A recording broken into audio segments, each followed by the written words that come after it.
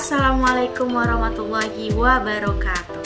Perkenalkan, saya Nur Hidayanti Sitorus, berasal dari Universitas Islam Negeri Sumatera Utara, Fakultas Ilmu Tarbiyah dan Keguruan, Prodi Tadris Ilmu Pengetahuan Sosial. Nah, jadi di sini kita akan membahas mengenai teori klasik pembangunan ekonomi. Simak video selanjutnya. Coba perhatikan gambar yang ada di atas ini. Ekonomi dunia yang kita nikmatin saat ini tidak lepas dari konsep dasar yang diletakkan oleh para ekonomi klasik. Baik, mari kita simak selanjutnya. Dalam video ini, kita akan membahas teori klasik pembangunan ekonomi, gagasan-gagasan utama, serta relevansinya hingga saat ini. Pengertian teori klasik pembangunan ekonomi.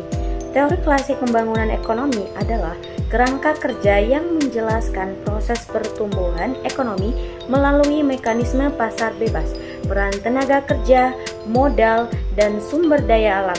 Ekonomi klasik percaya bahwa pembangunan ekonomi ini terjadi secara alami selama kebijakan tidak menghambat pasar. Tokoh utama dalam teori klasik. Ada 3 tokoh utama dalam teori klasik dengan catatan pemikiran utamanya.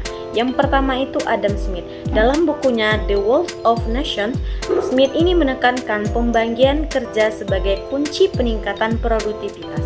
Ia juga memperkenalkan konsep invisible hand, yaitu mekanisme pasar yang otomatis mengatur alokasi sumber daya. Yang kedua, David Ricardo. Ricardo ini berfokus kepada keunggulan komparatif, yaitu teori yang mendorong barang yang memiliki biaya relatif lebih rendah. Yang ketiga, Thomas Malthus. Malthus ini menyampaikan bahwa pertumbuhan penduduk yang cepat dapat melampaui ketersediaan sumber daya, menyebabkan kelaparan dan kemiskinan. Selanjutnya itu elemen utama dalam teori klasik. Ada 3 elemen utama dalam teori klasik. Yang pertama itu pasar bebas. Bisa kita lihat gambar yang ada di atas ini. Pasar yang mampu mengatur alokasi sumber daya secara efisien tanpa intervensi pemerintah. Yang kedua, akumulasi modal dan tenaga kerja. Peningkatan modal dan produktivitas tenaga kerja menjadi motor utama pembangunan. Yang ketiga, keterbatasan sumber daya, yaitu pertumbuhan ekonomi yang dibatasin oleh faktor alam seperti tanah dan bahan baku. Kritik terhadap teori klasik. Teori klasik dianggap terlalu sederhana dan tidak mempertimbangkan teknologi serta inovasi. Misalnya, prediksi Malthus tentang kelaparan terbukti salah karena revolusi agrikultur itu meningkatkan hasil pangan. Selanjutnya itu relevansi dengan pembangunan modern.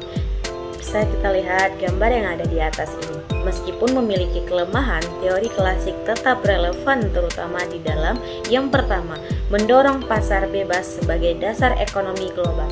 Teori klasik mendukung perdagangan bebas tanpa hambatan seperti tarif dan kuota, sehingga negara dapat bersaing secara adil berdasarkan keunggulan masing-masing. Ini memungkinkan aliran barang, jasa, dan investasi yang lebih efisien di tingkat global. Yang kedua, menekankan pentingnya produktivitas tenaga kerja dan modal. Pembangunan ekonomi bergantung pada peningkatan kemampuan tenaga kerja dan investasi modal. Dengan produktivitas yang tinggi, hasil produksi meningkat, menciptakan pertumbuhan ekonomi yang berkelanjutan. Yang ketiga, mengingatkan tentang pentingnya berkelanjutan di tengah keterbatasan sumber daya.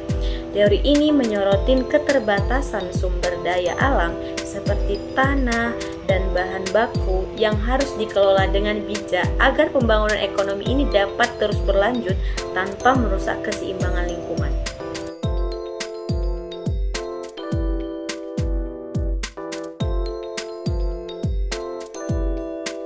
Baik, itu saja yang dapat saya sampaikan mengenai teori klasik pembangunan ekonomi. Semoga apa yang saya jelaskan bermanfaat bagi teman-teman semua. Terima kasih yang sudah menonton. Jangan lupa like and subscribe dan juga di-share ya teman-teman.